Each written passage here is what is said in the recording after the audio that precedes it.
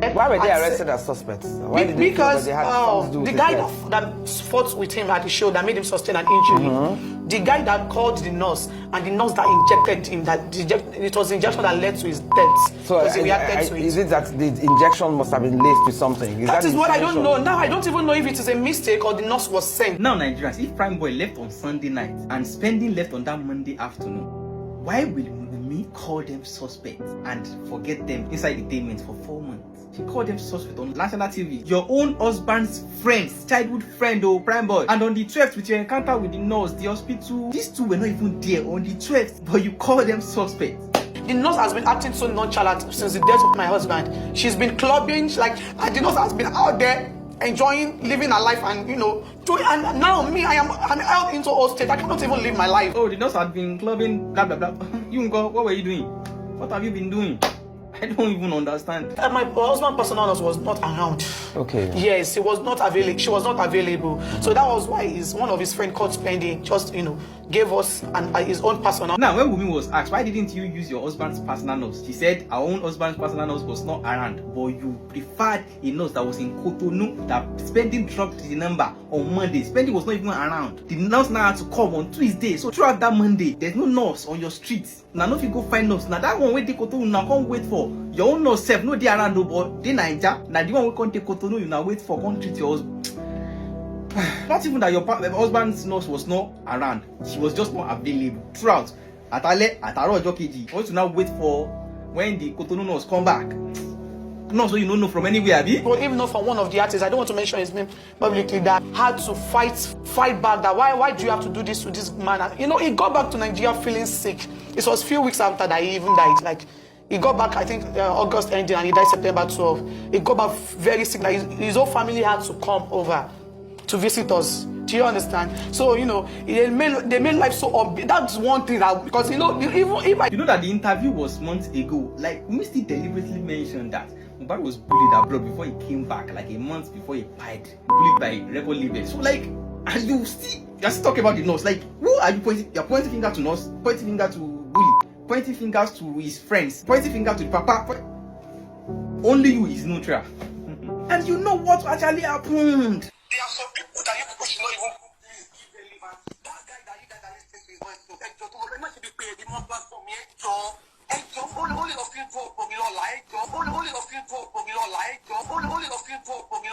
Now this is a voice note that leaked that Wumi was allegedly saying, "Only love you for Komelola. It can go and favor my husband tomorrow." Like, you don't want the investigation to favor your husband or something. I don't know, allegedly. The nurse was with us through the night, and after my father-in-law, like the family came around. His friends also came around. Like, we even had to get another nurse to come to the house to try to find something to do to his to him, but nothing was done. The nurse was with us throughout. When my father-in-law came to the house, the nurse narrated everything that happened to him. He wanted to get the nurse arrested. But my father said we should allow her to go. Now, yeah, Wumi was saying the nurse was with them throughout the night. The father-in-law came. The father-in-law even said he didn't see the nurse. And that even after they went to the hospital and came back, she called another nurse to come and check Mohbad. Another nurse. Baba Mohbad say he no meet any nurse. VDM, why you no ask these people? Like, all these things is supposed to be paying me, and now only VDM get direct and contact with like very dark man supposed to be prepare questionnaire for all these people, like the ones that we corroborate. Don't forget, Adura also contacted Yomi Fabi months ago. He said he want to collect 3 million. They still talk say him phone be hacked. We Adura been talk saying Sabi waiting by Mohbad, saying get evidence. Now you see how they successfully want to confuse all of us Nigerians and they scatter the case. Have you? Now what you all need to understand is that for this kind of case to be settled, is we have to be actually pinned on someone we have to take the fall. And that nurse, now don't worry, I will be posting the. So now grab the popcorn, click the follow button and follow me through. The auxiliary nurse who gave Mohbad the injection finally gave a testimony of Mohbad's final moments in the coroner's court. Let's read together, guys. From the nurse, on the 11th of September 2023, I was at Cotonou to process my admission. As I was on my way back, I saw Speeding's missed call and I called him back. Then he told me I should come and treat his friend in the house who had a cut. I told him I was just coming back from Cotonou.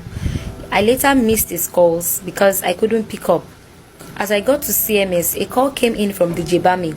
He introduced himself that he was from Spending. I couldn't go to the house that day. I got there the next day at about 2:30 p.m. I met a guy in the sitting room carrying Liam, and DJ Bami led me upstairs. On getting to the room Mohbad was, I saw some water on the floor, which DJ Bami mopped. When we moved Mohbad from the room he was sitting, he was to another room. It was only the four of us that were upstairs, me, Mohbad, DJ Bami and Wumi. As I was giving the first injection, Mohbad asked me the type of injection I wanted to give him, and I told him tetanus injection, paracetamol injection and antibiotics. I first gave him tetanus and paracetamol injection. After I gave him the paracetamol injection, Wumi said he had ulcer. When I gave him the third injection, he started reacting and saying he wanted to throw up. DJ Bami and Wumi led him to the bedroom where he threw up. After throwing up, he sat down on the floor and was very weak. Then goosebumps appeared on his body. Wumi told me that is how he used to react to injection. Then I told her, you should have told me this before. She then said that if they pour water on his head, it will calm down. Wumi then poured water on him. When I saw the goosebumps, DJ Bami and I quickly went down to rush to the pharmacy so we could get an antidote. We got to the first pharmacy, but they didn't have what we wanted. We then went to another pharmacy. They called DJ Bami from the house that Mohbad was convulsing, and I told them to rush him to the hospital. When DJ Bami and I got to the house, we saw that they were carrying Mohbad out of the house. They carried him like a baby and rushed him to the neighbor's car. Wumi and I sat in the front while some guys were with him at the back. I don't know those guys. As we were going, we met a terrible traffic that was not moving at all, so we had to transfer him to a bike. I was begging all the drivers in the traffic to give us space so the bike could move Mohbad. A guy was with Mohbad in the bike. As the bike was moving, DJ Bami and I followed the bike to the hospital. The hospital was not far from where we were. When we got to the hospital, the doctor asked me if I gave him a diclofenac, and I said no. I told him the injections I gave him. He then said Mohbad had passed away. They issued a death certificate and gave it to DJ Bami. I never set my eyes on Adra throughout the time I was in the house. It was when we got to the hospital that Adra came to meet us. We went to the second hospital, who also confirmed to us that Mohbad had died. It was Darusha that took us there. The doctor asked me what I gave him and I explained. She told me to get out of her sight. We then took his body back home. When we got back home to the house, they closed the door and restricted people from entering. There was a lot of crowd outside. Throughout the time that I was in the house, till I left, I never set my eyes on Baba Mohbad. What I gave Mohbad was the right medication that would be given to anybody with a cut. The lower part of his hand was very swollen, and I gave him the tetanus injection on the upper hand. Before I got to that house that day, I told DJ Bami to send me the picture of the cut so I would know what to bring to the house. I was about 5 minutes to the house before I got the picture. If they had sent that picture before I left my house, I wouldn't have gone to Mohbad's house because it was just a small cut. I would have told them to take him to a nearby pharmacy. I actually thought I was a qualified auxiliary nurse until Mohbad's case started, and they said I am not. I have an O-level and I trained at the hospital from 2014 to 2017. I knew Spending through a referral, and he has recommended many people to me before Mohbad's incident. Spending was not in the house when the whole issue happened.